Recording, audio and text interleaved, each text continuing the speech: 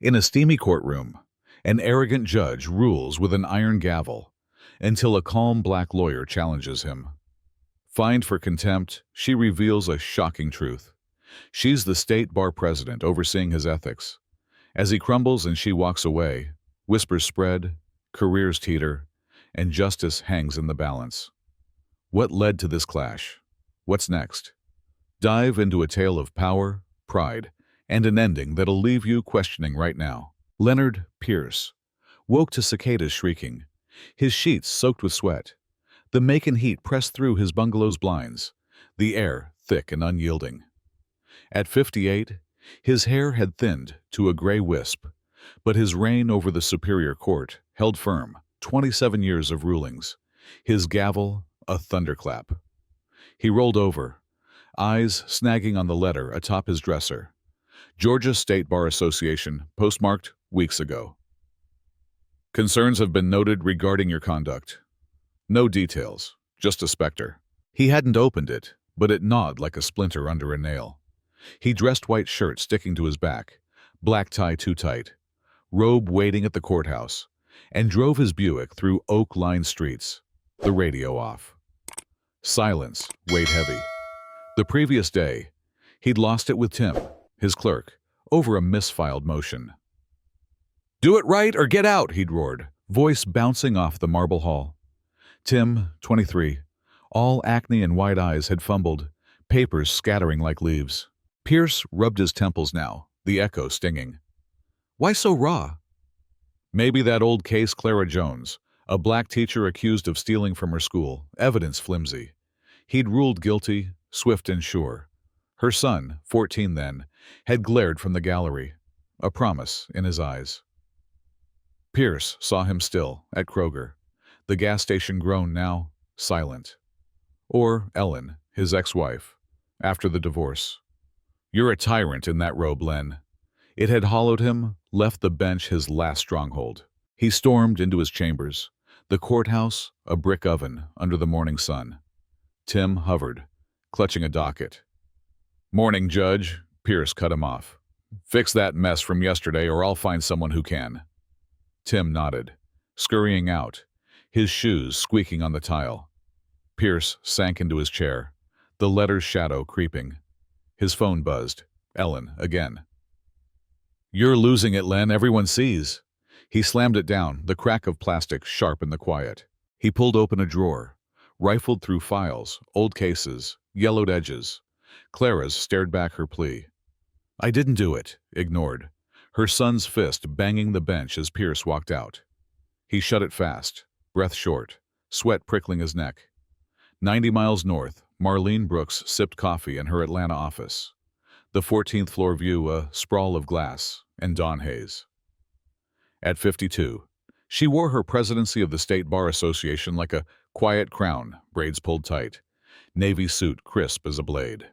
Her desk held a file. Leonard Pierce, Macon. 5 complaints in 2 years, bias, temper, rulings rushed and ragged. She'd tracked him since a tip, months back, from a Macon lawyer. He's a loose cannon down there. Now, she'd defend Jamal Ellis in his court, a mechanic, 24, accused of stealing tools from his shop. Pro bono, she'd told her staff, brushing off their raised brows. A reckoning, she told herself, flipping through Pierce's record. A case caught her Darius Hill, a black teen, fined $300 for disrespect, no cause listed. Pierce's scrawl dismissive. Her jaw tightened. Years ago, Judge Hargrove had fined her $200 for sass. She'd questioned his evidence call, voice steady. Hargrove smirked. She won on appeal, climbed higher. Her father's words her anchor. Rise, don't rage. Now, she traced Pierce's signature. Its loops arrogant. Her assistant, Mia, poked her head in. "Why Macon, Marlene? You've got bigger fish." Brooks smiled faint. "Justice calls where it's needed." She packed her briefcase notes, a folded paper with a gold seal credentials, her quiet ace. She drove south, NPR murmuring about sentencing reform, her hands steady on the wheel, the skyline fading behind her. Days later, Pierce's courtroom was a sweatbox, benches half full for a bail hearing. Jamal Ellis sat in an orange jumpsuit, wrists cuffed, accused of theft $200 in tools, a coworker's word.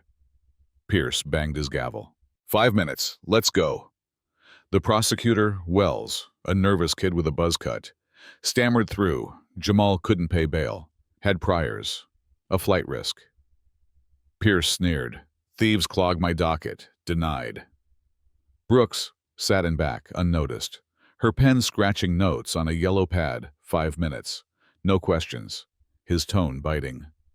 She filed a motion to reconsider that afternoon, polite, pointed. Insufficient basis for denial, per statute 17-61. Pierce got it next morning, rejected it unread. Red pen slashing denied across the page, ink bleeding.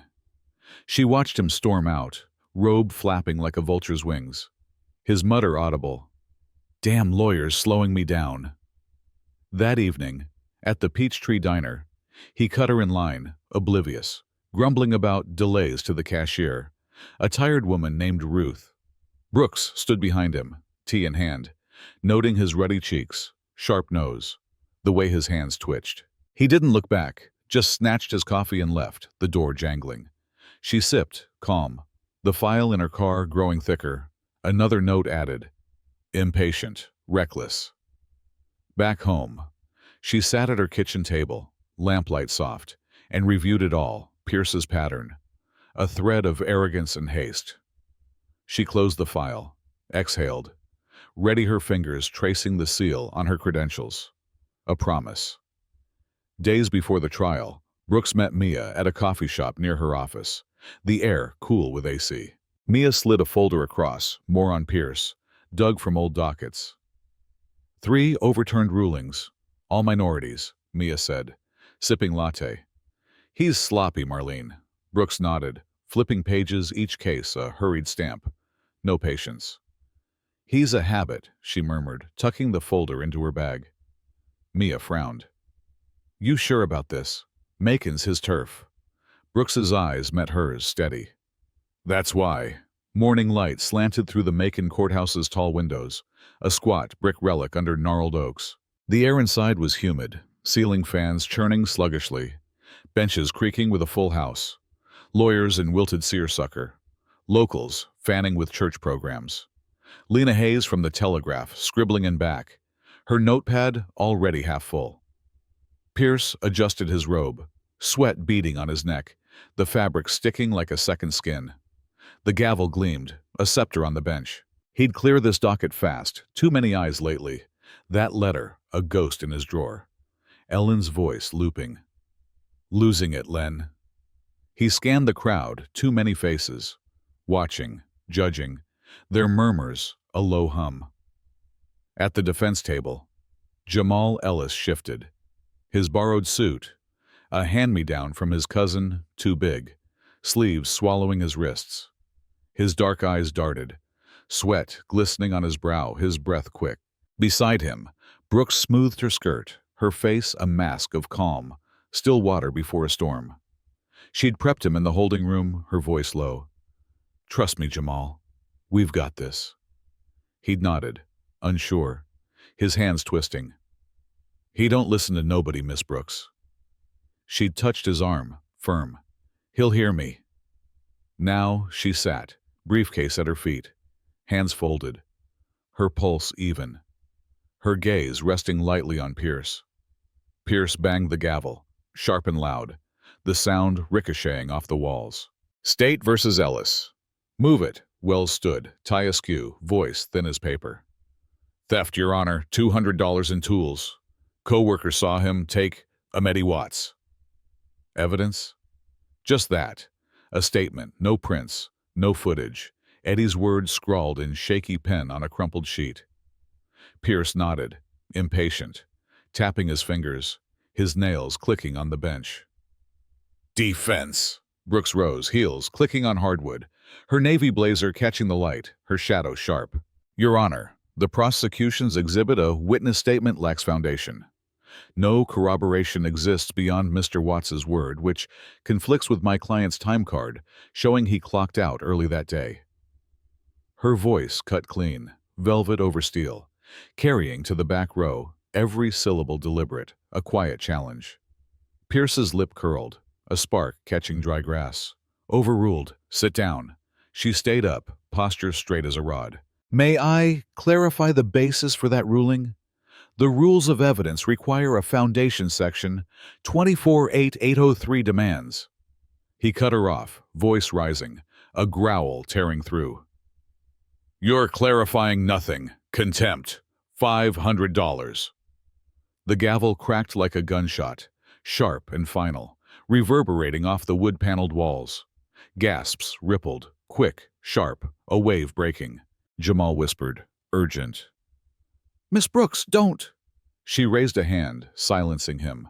Her gaze locked on Pierce, steady as stone, her breath even. On what grounds, Your Honor? Her tone held no waver, no heat, a blade wrapped in silk. Pierce leaned forward, veins bulging at his temple, his face a storm cloud breaking, sweat streaking his cheeks. Disrupting my court. Question me again. It's 1,000. Tim froze, pen trembling midair, ink blotting his ledger, a black smear spreading. A woman in the gallery coughed a loud, nervous bark that split the hush. A gray-haired lawyer, Tompkins, leaned to his neighbor, voice low. She's got guts. The neighbor nodded, fanning faster, sweat on his brow, his program fluttering. Brooks didn't blink. I'd like the record to reflect that request. Pierce's face purpled, a dam bursting wide. You'll reflect what I damn well say. He jabbed a finger. Robe flapping like a crow's wings, spit flecking his lips, his breath ragged, his eyes wild. Wells shrank in his seat, tie a limp knot, hands fumbling his notes, papers sliding to the floor. Lena's pen flew, scratch ink bleeding into her notepad. Tompkins whispered again. He's losing it, look at him. The woman with the program fanned double time, eyes wide as saucers. A man in plaid muttered, She's toast, his voice a gravelly drawl, his boots scuffing the floor. Brooks pressed on, her voice a thread of steel. The record should note the lack of specificity in your contempt ruling. It's procedure, Your Honor. Pierce slammed the gavel again, twice, the bangs overlapping, a frantic rhythm shaking the bench. Procedure? I am procedure. You're at 1,500 now. Want to try for jail? The crowd shifted, chairs creaking, breaths catching, a low rumble building. A young lawyer in back, freckled and wide-eyed, whispered to his friend, She's pushing too far. The friend shook his head. Nah, he's cracking watch. She stood firm. Your Honor, Section 1514 requires a clear basis for contempt. May I? Pierce roared, cutting her off. Enough. 2,000, and I'll have you cuffed. He half stood, robe billowing, his chair scraping back, the gavel raised like a club. The gallery tensed, a collective inhale, hands gripping armrests. Tompkins muttered, He's gone too far now. The plaid man nodded. She ain't backing down. Jamal gripped the table, knuckles white, his whisper hoarse. Miss Brooks. Brooks exhaled, slow and deliberate, her mind flicking back Hargrove snarling. Know your place, girl. She'd stood then, too, her voice steady, hands trembling only after the appeal win.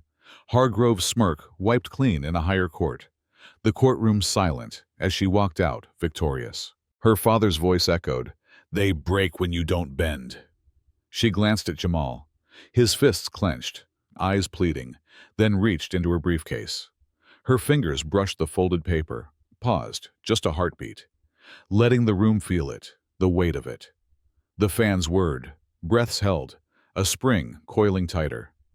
She pulled it out, unfolded it with care, the rustle loud in the silence, and laid it flat on the table, smoothing it with one hand, the edges crisp.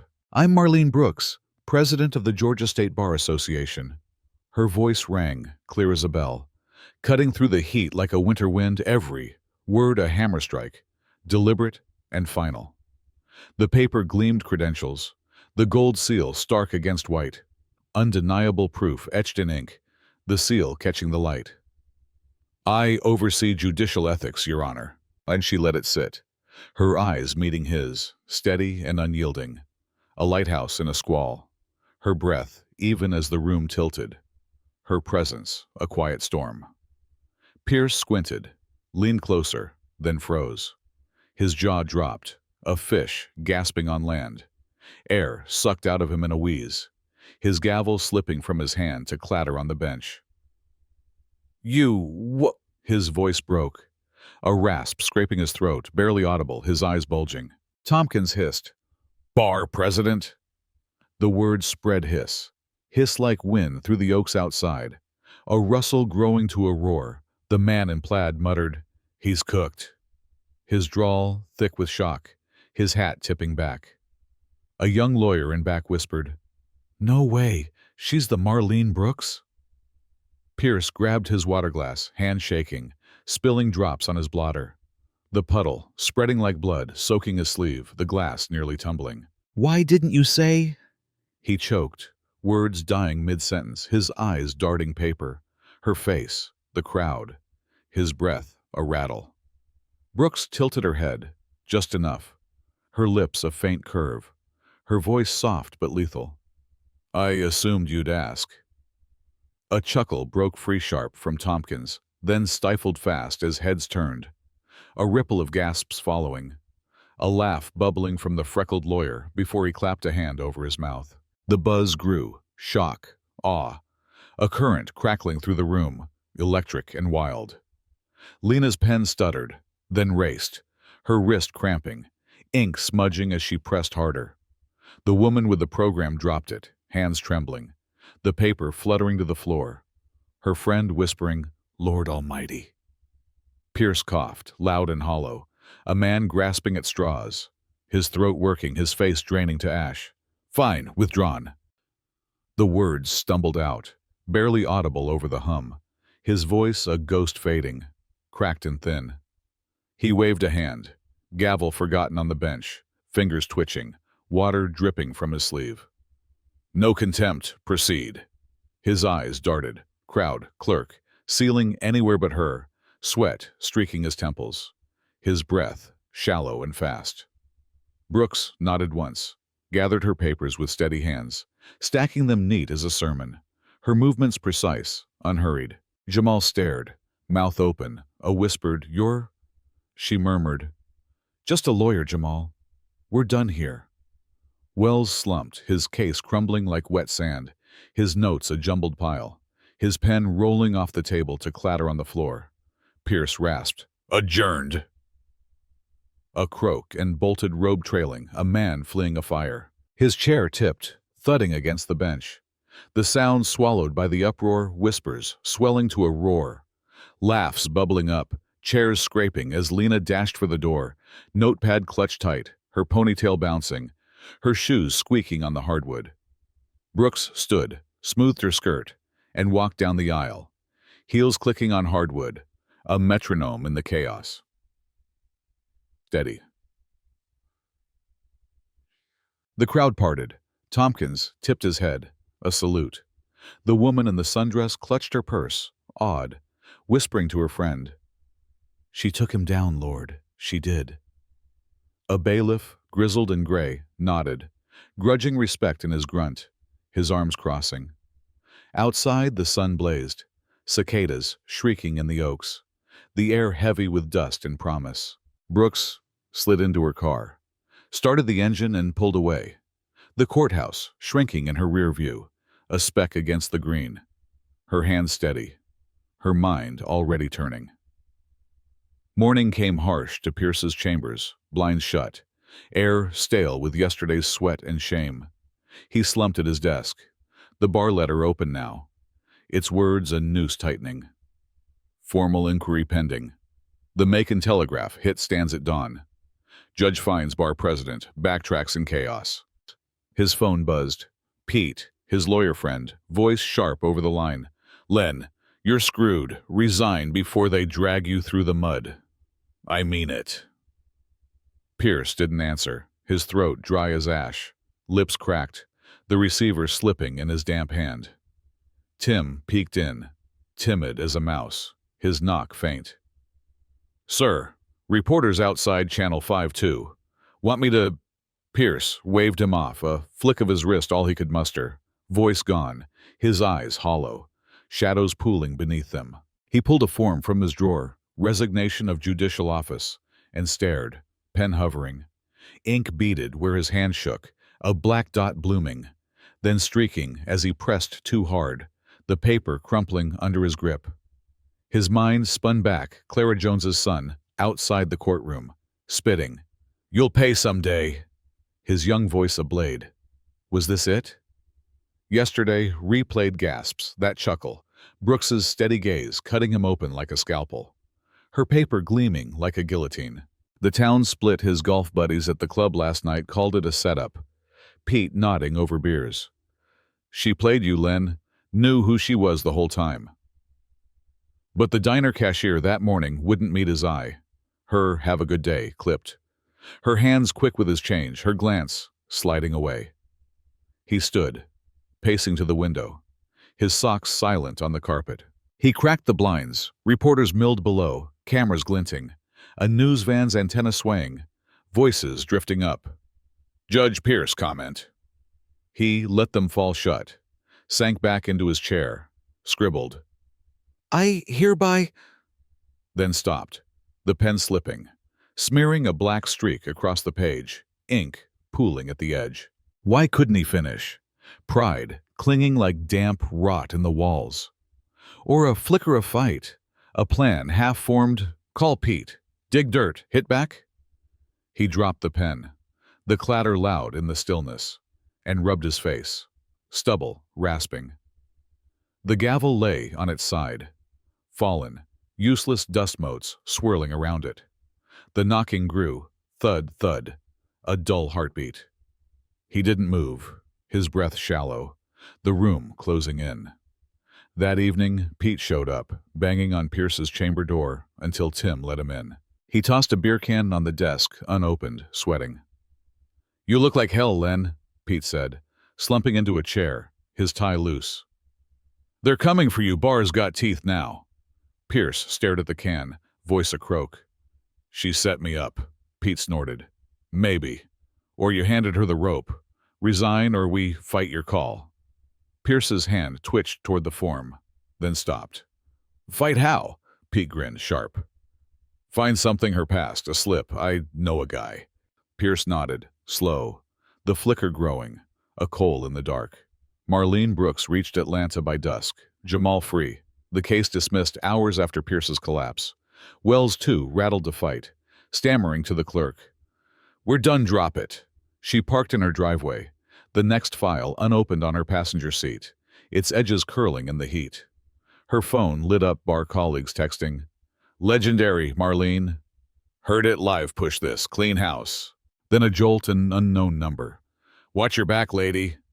She didn't flinch, just carried her mug of tea to the porch, city lights winking below, the skyline a jagged glow. The radio droned inside.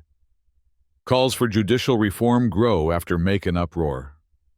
She set the cup down, steady as ever, steam curling in the twilight, her fingers brushing the mug's warm rim.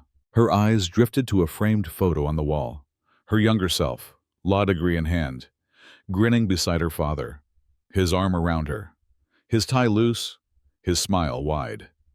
He'd died years back, but his voice stayed. "Rise, don't rage." She'd heard it yesterday, facing Pierce, his bluster, her calm, the paper dropping like a guillotine, the room tilting under her words. Why no triumph now? She'd toppled him without a shout, left him scrambling in his own ruin, his chair tipping, his gavel abandoned, his power leaking away. The threat lingered. Whose? A judge's ally? A clerk with a grudge? She locked her door, file in hand, its weight a quiet promise. She sat at her kitchen table, lamplight soft, and flipped it open. Another name, another courthouse, ink fresh. Thomas Reed, Savannah, 3 complaints. She wrote, "Reed review begins tomorrow." Her pen moved smooth, deliberate, the scratch a counterpoint to the crickets outside. Her phone buzzed again, same number. "You'll regret it." She set it face down, sipped her tea, her pulse even. Later, it rang once, twice, then stopped. A hang-up, the silence heavier. She stood, peered through her blind streetlights, shadows. A car idling 2 houses down, headlights off. She watched it a moment, then let the blinds fall, her hand steady. In Macon, Pierce sat alone, crickets humming beyond the blinds, their song a relentless pulse through the dark. The resignation form stayed blank, ink smeared like a wound, the pen abandoned beside it, its cap off. Pete's beer can sat untouched, dripping onto the desk. 90 miles away, Brooks shut the file, pen poised over a blank page of her own, her shadow long on the wall, the car outside pulling away slow. The courthouse stood silent under the oaks, its echo rippling out unanswered, unresolved. A question hanging in the heavy air, thick as the heat that wouldn't break. Thank you all for watching this video. Please comment and let me know what you think about this story. Please like and subscribe to watch more great content on my channel.